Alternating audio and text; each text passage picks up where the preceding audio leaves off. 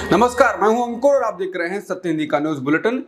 एक नजर अब तक की सुर्खियों पर। मध्य प्रदेश में मोहन यादव को सीएम बनाए जाने और शिवराज सिंह चौहान को किनारे करने के बाद लगातार ये बात सबके मन में है कि शिवराज सिंह चौहान आगे क्या करेंगे।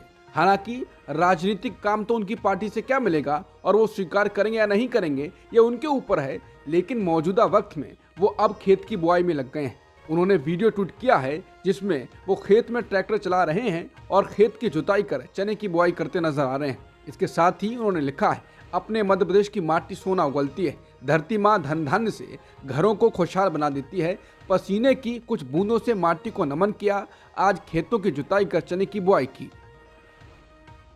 मध्य प्रदेश में शिवराज सिंह चौहान को सीएम ना बनाए जाने को महिलाएं, खासतौर पर वे महिलाएं जिनको लाडली बहना योजना में जोड़कर शिवराज सिंह चौहान ने बड़ा आर्थिक लाभ दिया था, वो महिलाएं अभी भी बीजेपी के इस फैसले को स्वीकार नहीं कर पा रही हैं। शपथ ग्रहण समारोह के बाद भी महिलाओं ने शिवराज सिंह चौहान को घेर कर रोने लगी थी, तो अब विदिशा में भी ऐसा ही कुछ हुआ है। मध्य प्रदेश के विदिशा जिले के दौरे पर पहुंचे शिवराज सिंह चौहान को यहां भी कई महिलाओं ने घेर लिया और उनके सीने से लिपट कर रोने लगी। वो बार बार यही कहती रही कि अब उनका क्या होगा। उन्होंने वोट शिवराज सिंह चौहान के चेहरे पर दिया था, लेकिन अब किसी दूसरे को सीएम बना दिया गया है। ऐसे में लाडली बहनों का क्या होगा और कौन उनका अब ख्याल रखेगा। ये बोलते हुए महिलाएं शिवराज सिंह से लिपट कर दहाड़े मारकर रोने लगी। शिवराज सिंह चौहान ने काफी देर तक महिलाओं को चुप कराने की कोशिश की, लेकिन माहौल इस कदर भावुक हो चुका था कि शिवराज सिंह चौहान भी अपनी भावनाओं पर कंट्रोल नहीं कर सके और इमोशनल होकर वो भी रोने लगे। अपने आंसू पूंछते हुए शिवराज सिंह चौहान ने महिलाओं से बड़ी बात कह दी। उन्होंने भावुक होते हुए महिलाओं से कहा, जीऊंगा तो आपके लिए और मरना पड़ा तो आपके लिए मरूंगा। बहनों, मैं आपका था, आपका हूं और आपका ही रहूंगा। यूपी के बांदा जिले में तैनात एक महिला जज ने इच्छा मृत्यु की मांग की है। उन्होंने सुप्रीम कोर्ट के मुख्य न्यायाधीश को लेटर लिखा है। इसमें कहा, भरी अदालत में मेरा शारीरिक शोषण हुआ, मैं दूसरों को न्याय देती हूं लेकिन खुद अन्याय का शिकार हुई हूं। उन्होंने कहा, पत्र को लिखने का उद्देश्य मेरी कहानी बताने और प्रार्थना करने के अलावा कुछ और नहीं। उन्होंने कहा, मैं बहुत उत्साह के साथ न्यायिक सेवा में शामिल हुई, सोचा था कि आम लोगों को न्याय दिला पाऊंगी, मुझे क्या पता था कि न्याय के लिए हर दरवाजे का भिखारी बना दिया जाएगा। पत्र में उन्होंने कहा कि काफी निराश मन से लिख रही हूं। आरोप है कि बाराबांकी में तैनाती के दौरान सिविल जज अर्पिता साहू को प्रताड़ना से गुजरना पड़ा। जिला जज पर शारीरिक और मानसिक प्रताड़ना का आरोप है। उन्होंने आरोप लगाया कि रात में भी जिला जज से मिलने के लिए कहा गया। आरोप है जब वो बाराबांकी जिला में 2022 में तैनात थी, तब वहां के जिला जज के द्वारा उनका शारीरिक और मानसिक शोषण किया गया। यही नहीं, जिला जज के द्वारा उन्हें रात में मिलने को लेकर दबाव भी बनाया गया। कांग्रेस नेता जयराम रमेश ने कहा है कि कल लोकसभा में जो हुआ वो बेहद चिंताजनक था। आज लोकसभा में जो हुआ वो बिल्कुल विचित्र है। तमिलनाडु के एक सांसद जो सदन में मौजूद ही नहीं थे, वो दरअसल नई दिल्ली से ही बाहर थे, उन्हें भी कार्यवाही में बाधा डालने के लिए निलंबित कर दिया गया। उन्होंने कहा कि इस बीच जिस भाजपा सांसद की मदद से आरोपी सदन के भीतर पहुंचे, उनके खिलाफ कोई भी एक्शन नहीं लिया जा रहा है। बता दें, संसद में मौजूद न होने का मामला डीएम के सांसद एसआर पार्थिबन से जुड़ा हुआ है। हालांकि अब तो सरकार को इस पर सफाई भी देनी पड़ी है कि उनका निलंबन हटवा दिया गया है। ये अजीबोगरीब मामला गुरुवार को संसद में हुआ। डीएम के नेताओं और कांग्रेस के नेता ने ऐसी कार्रवाई को मजाक बताया। जिन एसआर पार्थिबन पर कार्रवाई की गई, उन्होंने कहा है ये मजाक है क्योंकि मैं आज तबीयत खराब होने के कारण संसद में ही नहीं गया था। डीएम के सांसद सेंथिल कुमार एस ने कहा, उस दौरान डीएमके के पार्थिबन लोकसभा में नहीं थे, लेकिन संसदीय कार्य मंत्री ने निलंबित सांसदों की सूची में उनका नाम पढ़ा। सत्ता का पूरा मजाक बन गया है। संसद के शीतकालीन सत्र के दौरान लोकसभा की सुरक्षा में बुधवार को हुई चूक पर विपक्षी सांसदों की इस पर बहस की मांग का मुद्दा गुरुवार को छाया रहा। आज 14 विपक्षी सांसदों को खराब व्यवहार का हवाला देते हुए बचे हुए शीतकालीन सत्र के लिए निलंबित किया गया। इनमें से 13 सांसद लोकसभा के हैं, जबकि 1 राज्यसभा से हैं। दरअसल पहले लोकसभा से 14 सांसदों को निलंबित किया गया था, लेकिन एसआर प्रतिबंध का नाम वापस होने के बाद ये संख्या 13 रह गई। प्रहलाद जोशी का भी इस पर एक बयान आया है। उन्होंने कहा, एक सांसद वेल में मौजूद नहीं थे, लेकिन वो भी निलंबित हो गए। लोकसभा स्पीकर से उन्होंने निलंबन वापस लेने का आग्रह किया और वो वापस हो गया। वहीं इस पर संसदीय मामलों के मंत्री प्रहलाद जोशी ने कहा, ऐसी घटना पहले भी घटी है। जैसा कि मैंने सदन में कहा था कि 1974 में एक रतन चंद्र गुप्ता ने नारेबाजी की और उनके पास पिस्तौल भी था और बम जैसी दिखने वाली चीज भी थी।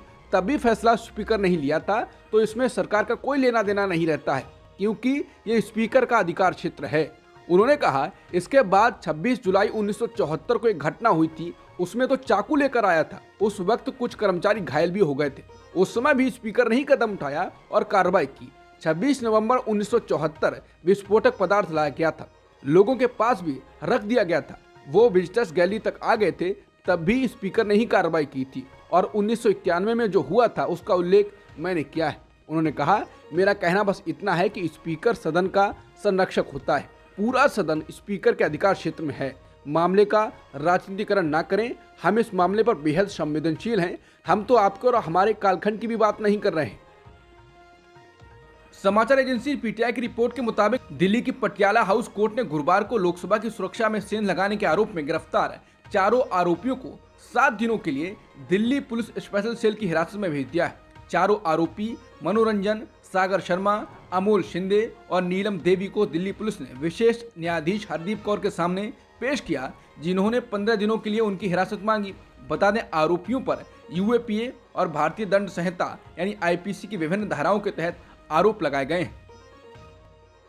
संसद में कल दोपहर एक बड़े सुरक्षा उल्लंघन के एक दिन बाद सदन की कार्यवाही में बाधा डालने के लिए आज 15 विपक्षी सांसदों को लोकसभा से निलंबित कर दिया गया है। ये निलंबन स्पीकर द्वारा सांसदों के नाम बताए जाने के बाद हुआ। निलंबित 15 सांसदों में से 9 कांग्रेस से, 2 सीपीएम से, 1 सीपीआई से और 2 डीएमके से हैं। समाचार एजेंसी पीटीआई की रिपोर्ट के अनुसार इससे पहले दिन में संसदीय कार्य मंत्री प्रहलाद जोशी ने 5 कांग्रेस सांसदों यानी TN Prathapan, heebie hidden, Jyothimani, Ramya Haridas और डीन कुरियाकोस को शेष सत्र के लिए निलंबित करने का प्रस्ताव पेश किया था। कांग्रेस प्रवक्ता सुप्रिया श्रीनेत ने कहा है कि 15 सांसदों को निलंबित कर दिया, जिनमें से 9 कांग्रेस के सांसद हैं। उनका गुना वो सुरक्षा में हुई चूक पर सवाल उठा रहे थे। 7 सुरक्षा कर्मियों को भी निलंबित किया गया है, लेकिन बीजेपी सांसद प्रताप सिम्हा, जिन्होंने एंट्री पास बनवाया, उनके खिलाफ कोई कार्रवाई नहीं। गृह मंत्री कहां दुबक गए ये कोई जानता नहीं। प्रधानमंत्री स्पीच बना रहे हैं, जल्द ही आकर कहेंगे कोई घुसा नहीं। डरपोक को है दमन का सहारा। कांग्रेस ने गुरुवार को विपक्षी सांसदों के निलंबन को लोकतंत्र की हत्या करार दिया और आरोप लगाया कि भाजपा सरकार ने संसद को रबर स्टंप बना दिया है। लोकसभा सुरक्षा उल्लंघन मुद्दे पर कार्रवाई में बाधा डालने के लिए कम से कम 15 विपक्षी सांसदों को शीतकालीन सत्र के शेष समय के लिए संसद से निलंबित कर दिया गया। संसद की सुरक्षा में चूक के मामले में शिवसेना के उद्धव बालासाहेब ठाकरे धड़े के नेता संजय राउत ने कहा है कि देश की सुरक्षा से खिलवाड़ हुआ है। उन्होंने कहा सरकार तो मुंह बंद करके बैठी है। 22 साल पहले इससे भी भयंकर हादसा हुआ था और हमको कहा गया था ये नया सदन फुल प्रूफ सिक्योरिटी से लैस है। संजय राउत ने कहा कल हमने क्या देखा, 2-4 लड़के अंदर घुस गए, महंगाई और बेरोजगारी के बारे में नारे लगाते हुए अंदर चले गए। ये ठीक नहीं है। दिल्ली पुलिस ने संसद के अंदर बाहर हुए प्रदर्शन और सुरक्षा भेजने की पूरी योजना का आनन फानन में जांच करके खुलासा कर दिया है। दिल्ली पुलिस के मुताबिक 6 लोगों ने महीनों तक अच्छी तरह से सावधानी पूर्वक आपस में मिलकर इसकी योजना बनाई थी। 5 आरोपी अब पुलिस हिरासत में हैं। पूछताछ के दौरान आरोपियों ने पुलिस को बताया कि संसद की सुरक्षा भेजने का मुख्य उद्देश्य विभिन्न मुद्दों पर सरकार का ध्यान आकर्षित करना था।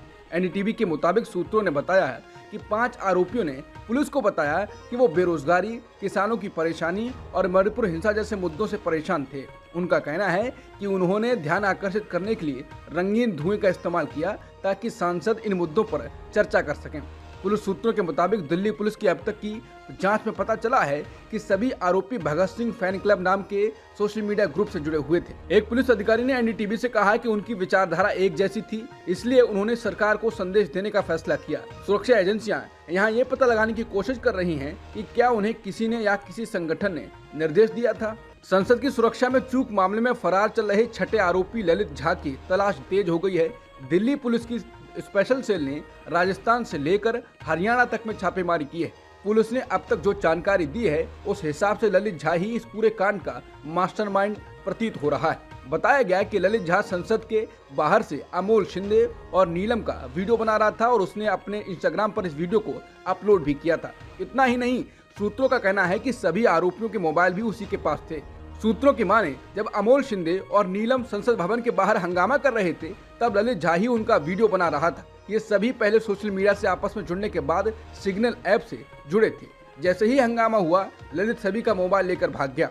कांग्रेस ने गुरुवार को बीजेपी के आईटी सेल पर यह आरोप लगाया कि वो संसद की सुरक्षा में हुई चूक के मामले से लोगों का ध्यान भटका रही है। कांग्रेस का ये भी कहना है कि संसद में दर्शक दीर्घा से लोकसभा के फ्लोर पर कूदने वाले लोगों को बीजेपी के एक सांसद ने पास जारी किया था। कांग्रेस के महासचिव जयराम रमेश का यह बयान बीजेपी के आईटी सेल के प्रमुख अमित मालवीय के उस सोशल मीडिया पोस्ट के बाद आया है जिसमें उन्होंने एक्स पर बुधवार को संसद भवन के परिसर से गिरफ्तार की गई महिला की तस्वीर शेयर की थी। अमित मालवीय ने अपने सोशल मीडिया पोस्ट में जो तस्वीर शेयर की है उसमें वो महिला कथित तौर पर कांग्रेस के लिए कैंपिंग करती हुई दिखाई दे रही है। इस पर जयराम रमेश ने अपने बयान में कहा है, बीजेपी आईटी सेल किसी भी तरह से दो तथ्यों से ध्यान भटकाना चाहती है। पहला, संसद की सुरक्षा में गंभीर चूक हुई थी। दूसरा, लोकसभा में खतरनाक ढंग से घुसपैठ करने वालों को मैसूर से बीजेपी सांसद प्रताप सिम्हा ने संसद में प्रवेश की इजाजत दी थी। बता दें, अमित मालवीय ने अपने बयान में संसद भवन के परिसर से गिरफ्तार की गई महिला को आंदोलनजीवी और कांग्रेस और विपक्षी गठबंधन इंडिया का सक्रिय समर्थक बताया था। बुधवार को लोकसभा की सुरक्षा में हुई बड़ी सुरक्षा चूक के मामले में गृह मंत्रालय ने केंद्रीय रिजर्व पुलिस बल के महानिदेशक अनीश दयाल सिंह की अध्यक्षता में एक जांच कमेटी बनाई है। गृह मंत्रालय की ओर से दी गई जानकारी में बताया गया है कि जांच कमेटी संसद की सुरक्षा में हुई चूक और इसकी वजहों की पहचान करेगी और इसे बेहतर करने के लिए मंत्रालय को जल्द रिपोर्ट सौंपेगी। श्रोमणी अकाली दल के प्रमुख सुखबीर सिंह बादल ने 2015 के बेअदबी मामले में बड़ा बयान दिया है। उन्होंने पंजाब के लोगों से पहली बार सीधे माफी मांगी है। सुखबीर सिंह बादल ने गुरुवार को कहा कि 2015 में उनकी पार्टी की सरकार के दौरान हुई बेअदबी की घटनाओं में शामिल लोगों को गिरफ्तार करने में विफल रहने के लिए उन्हें खेद है। सुखबीर सिंह बादल अकाली दल के 103वें स्थापना दिवस पर अमृतसर में गुरुद्वारा शहीद बाबा गुरबख्श सिंह में एक सभा को संबोधित कर रहे थे। इसी दौरान उन्होंने करीब 8 साल पहले घटी उन घटनाओं को याद किया और इस मामले में अपनी सरकार के विफल होने की बात कही। मुख्यमंत्री मोहन यादव ने कार्यभार संभालते ही अपने तेवर दिखाने शुरू कर दिए हैं। पहले धार्मिक स्थलों पर लाउड स्पीकर और खुले में मांस की बिक्री पर बैन लगाकर और अब बीजेपी कार्यकर्ता पर हमला करने वाले आरोपी के घर बुलडोजर चलाकर सीएम मोहन यादव ने संकेत दे दिए हैं। मोहन यादव कहीं न कहीं यूपी के सीएम योगी आदित्यनाथ के पदचिन्हों पर चलते हुए दिखाई दे रहे हैं। राजधानी भोपाल में आरोपी फारूक राइन के घर पर यह बुलडोजर चलाया गया है। दरअसल कुछ दिन पहले राजधानी भोपाल में आरोपी फारूक राइन ने बीजेपी कार्यकर्ता देवेंद्र ठाकुर पर जानलेवा हमला किया था। यह हमला तलवार से किया गया था। इस हमले में देवेंद्र ठाकुर की हथेली कट गई थी। तलवार के एक ही हमले में हथेली कटकर अलग हो गई, जिसके बाद आरोपी फारूक राइन को गिरफ्तार कर हत्या के प्रयास का मुकदमा दर्ज किया गया था। मोहन यादव ने बीते दिन ही मध्य प्रदेश के 19वें मुख्यमंत्री के तौर पर शपथ ली और एक दिन बाद ही सीएम मोहन यादव एक्शन में आ गए और बीजेपी कार्यकर्ता पर ये जानलेवा हमला करने वाले आरोपी फारूक राइन के घर बुलडोजर चलवा दिया। देश के सबसे बड़े ऋणदाता भारतीय स्टेट बैंक की एक रिपोर्ट के अनुसार भारतीय मतदाताओं के बीच लिंग अंतर कम हो रहा है और 2024 के लोकसभा चुनावों में महिलाओं की भागीदारी लगभग आधी होगी। बैंक के आर्थिक अनुसंधान विभाग द्वारा गुरुवार को प्रकाशित रिपोर्ट में कहा गया, भारत के राजनीतिक क्षेत्र में महिलाओं की बढ़ती भागीदारी पिछले दशक की सबसे महत्वपूर्ण कहानियों में से एक है। महिला मतदाता अब महत्वपूर्ण भूमिका निभा रही हैं। मथुरा के श्री कृष्ण जन्मभूमि और शाही ईदगाह मस्जिद विवाद को लेकर इलाहाबाद हाईकोर्ट का फैसला आ गया है। कोर्ट ने शाही ईदगाह परिसर के सर्वेक्षण को मंजूरी दे दी है। इसके साथ ही कोर्ट ने चल रहे विवाद पर कमिश्नर नियुक्त करने को कहा है। कोर्ट कमिश्नर कौन होगा और कब से सर्वेक्षण शुरू होगा, इस पर हाईकोर्ट 18 दिसंबर को सुनवाई करेगा। अडानी एंटरप्राइजेज के निदेशक प्रणब अडानी ने आज कहा कि अडानी समूह ने बिहार में कई क्षेत्रों में 8,700 करोड़ रुपए का निवेश करने की योजना बनाई है और इससे लगभग 10,000 लोगों के लिए प्रत्यक्ष और अप्रत्यक्ष रोजगार पैदा होगा। अडानी बिहार बिजनेस कनेक्ट 2023 के पूर्ण सत्र को संबोधित कर रहे थे। कार्यक्रम को संबोधित करते हुए अडानी ने कहा कि बिहार को अब एक आकर्षक निवेश गंतव्य के रूप में देखा जाता है। उन्होंने कहा, विशेष रूप से सामाजिक सुधार, कानून व्यवस्था की स्थिति, साक्षरता और महिला सशक्तिकरण में बदलाव दिखाई दे रहा है। उन्होंने कहा, अब हम अपना निवेश 10 गुना करना चाहते हैं। उन्होंने कहा कि 8,700 करोड़ रुपए की इस निवेश योजना से समूह राज्य में नए क्षेत्रों पर काम करेगा। कर्नाटक में कांग्रेस के एक डिनर कार्यक्रम में बीजेपी के 3 विधायकों के शामिल होने को पार्टी यानी बीजेपी के प्रदेश अध्यक्ष BY विजेंद्र ने गंभीर मुद्दा बताया है।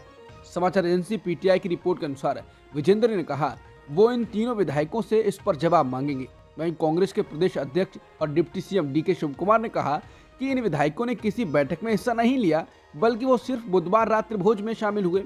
भाजपा के ये 3 विधायक SD सोमशेखर, शिवराम हेब्बार और विधान पार्षद H विश्वनाथ हैं। सी वोटर के डायरेक्टर यशवंत देशमुख ने आज तक के एक कार्यक्रम में 2024 के चुनाव को लेकर पीएम मोदी के बारे में बोला है। उन्होंने इसको क्रिकेट का उदाहरण देते हुए कहा कि वेस्ट इंडीज टेस्ट में बेस्ट थी, उनके ओपनर पहले ही रन बना देते थे और उनको आउट करने के बाद भी बॉलर खुश नहीं होता था, क्योंकि 1 डाउन विवियन रिचर्ड आ रहे थे। उन्होंने कहा कि एक बार वेस्ट इंडीज की टीम इंग्लैंड के दौरे पर थी, तब 1 विकेट होने के बाद 1 डाउन विवियन रिचर्ड आ रहे थे। तब इंग्लैंड के बॉलर ने अपने कैप्टन से पूछा कि इस बल्लेबाज को कैसे आउट करा जाए। इसके बाद कैप्टन ने कहा, इस बल्लेबाज को आप आउट नहीं कर सकते, आप इसको मनाओ और सोचो कि कब ये बोर हो जाए, आपको पीट पीट कर और विकेट ड्रॉप करके चला जाएगा। यशवंत ने कहा कि यहाँ भी विवियन रिचर्ड बना हुआ है, बॉलर आप 2024 के लिए कोई भी लगा दीजिए। उन्होंने कहा कि विवियन रिचर्ड की संभावना तब तक नहीं लगती जब तक वो बोर ना हो जाएं और विकेट फेंक के चले जाएं। हालांकि वो चुनाव में बोर नहीं होते, वो अलग बात है। सी वोटर के डायरेक्टर यशवंत देशमुख ने आज तक के कार्यक्रम में बोलते हुए कहा कि एनडीए को किनारे भी करते हैं, तब भी बीजेपी को 2024 में वोट परसेंट में 3% का अपस्विंग मिलने वाला है। उन्होंने कहा कि बीजेपी खुद 40% का मार्क क्रॉस करेगी, ये आप लिख लीजिए। मैं पूरे होशो आवास में ये बात कहकर जा रहा हूँ। बीजेपी अलायंस का पक्का नहीं है क्योंकि पार्टनर साफ नहीं है, लेकिन 3-5% वोट पड़ रहे हैं। पार्टनर्स के वोट काउंट नहीं कर रहा हूँ। उन्होंने कहा कि जिन राज्यों में अभी चुनाव हुए वहां बीजेपी 2019 के चुनाव में 50% का आंकड़ा क्रॉस कर चुकी थी और अब और बड़े आंकड़े से जीतेगी। हो सकता है कि 60% का आंकड़ा क्रॉस कर जाए। मध्य प्रदेश में मोहन यादव के मुख्यमंत्री बनने के बाद सबकी नजरें शिवराज सिंह चौहान के राजनीतिक भविष्य पर टिकी हुई हैं। सब ये जानना चाहते हैं कि पार्टी अब शिवराज सिंह चौहान को केंद्र में भेजेगी या फिर मध्य प्रदेश में ही कोई बड़ा अवसर तलाशेगी। इसी बीच बीजेपी के राष्ट्रीय अध्यक्ष जेपी नड्डा ने इंडिया टुडे ग्रुप के कार्यक्रम में बताया कि अब क्या काम शिवराज सिंह चौहान को सौंपा जाएगा। बीजेपी के राष्ट्रीय अध्यक्ष जेपी नड्डा से जब शिवराज सिंह चौहान और वसुंधरा राजे को लेकर सवाल पूछा गया तो उन्होंने कहा, हम सभी को नया काम सौंपेंगे। उन्होंने कहा, ये सभी हमारे वरिष्ठ नेता हैं। बीजेपी एक साधारण कार्यकर्ता का भी उपयोग करने से पीछे नहीं रहती। ये तो हमारे वरिष्ठ नेता हैं, इन्हें भी काम सौंपेंगे, इन्हें इनके कद के हिसाब से काम सौंपेंगे और अच्छे काम पर लगाएंगे। मध्य प्रदेश के पूर्व मुख्यमंत्री के बेटे और राघवगढ़ से चुनाव जीतने वाले कांग्रेस विधायक जयवर्धन सिंह जब अपने क्षेत्र में पहुंचे तो जीत की खुशी के बजाय वो जनता से हाथ जोड़कर माफी मांगने लगे। जयवर्धन सिंह ने कहा कि उनको सिर्फ 4,500 वोटों की जीत मिली है, ये कोई जीत नहीं है। क्षेत्र को लोग अगर उनसे नाराज हैं तो वो इसके लिए उनसे माफी मांगते हैं और जो भी कमियां हैं उनको ये दूर करने की कोशिश करेंगे। इसके साथ ही जयवर्धन सिंह ने कहा कि बीजेपी के नेताओं ने उनको हराने और उनके पिता दिग्विजय सिंह को नीचा दिखाने के लिए बड़ी साजिश रची थी। गुरमीत सिंह राम रहीम को लगातार पैरोल मिलने के मामले में पंजाब हरियाणा हाईकोर्ट ने हरियाणा सरकार को सवालों के घेरे में लाकर खड़ा कर दिया है। हाईकोर्ट ने कहा कि क्यों केवल राम रहीम को बार बार पैरोल मिल रही है, बाकी कैदियों को क्यों लाभ नहीं दिया जाता। हाईकोर्ट ने हरियाणा सरकार को आदेश दिया है कि अगली सुनवाई पर यह बताया जाए कि उनके पास समान स्थिति वाले कितने अपराधियों के पैरोल निवेदन आए और कितने मामलों में पैरोल दी गई। इसके साथ ही पैरोल की मांग को लेकर हाईकोर्ट में लंबित याचिकाओं का ब्यौरा भी सौंपने का आदेश दिया गया है। शिरोमणि गुरुद्वारा प्रबंधक समिति ने याचिका दाखिल करते हुए राम रहीम को बार बार हरियाणा सरकार द्वारा दी जा रही पैरोल के खिलाफ जनहित याचिका दाखिल की। खाने पीने के सामानों के दामों में बढ़ोतरी के बीच नवंबर में भारत की थोक महंगाई दर बढ़कर 0.26% पर पहुंच गई है। इससे पहले अक्टूबर महीने में ये -0.52% पर थी। 7 महीने बाद है जब थोक महंगाई 0 के ऊपर रही है। खाद्य महंगाई 1.07% से बढ़कर 4.69% हो गई है। अमेरिका के बढ़ते दबाव के बाद इजरायल ने बुधवार को गजा युद्ध को अंतर्राष्ट्रीय समर्थन के बिना भी जारी रखने के अपने दृढ़ संकल्प की घोषणा की। विदेश मंत्री एली कोहेन ने कहा, इजरायल अंतर्राष्ट्रीय समर्थन के साथ या उसके बिना हमास के खिलाफ युद्ध जारी रखेगा। इजरायली मंत्री कोहेन ने कहा, मौजूदा चरण में युद्ध विराम आतंकवादी संगठन हमास के लिए एक गिफ्ट होगा। इससे उसे वापस लौटने और इजरायल के निवासियों की धमकी देने की अनुमति मिल जाएगी। बता दें, अमेरिकी राष्ट्रपति ने सोमवार को कहा था कि दुनिया में लोग इस युद्ध के खिलाफ हो रहे हैं। उन्होंने कहा कि गजा पर अंधाधुंध बमबारी के कारण हमास के खिलाफ युद्ध के लिए ग्लोबल समर्थन होने का जोखिम है। भारतीय टीम का दक्षिण अफ्रीका पर T20 में पिछले 5 वर्षों से चला आ रहा वर्चस्व खतरे में है।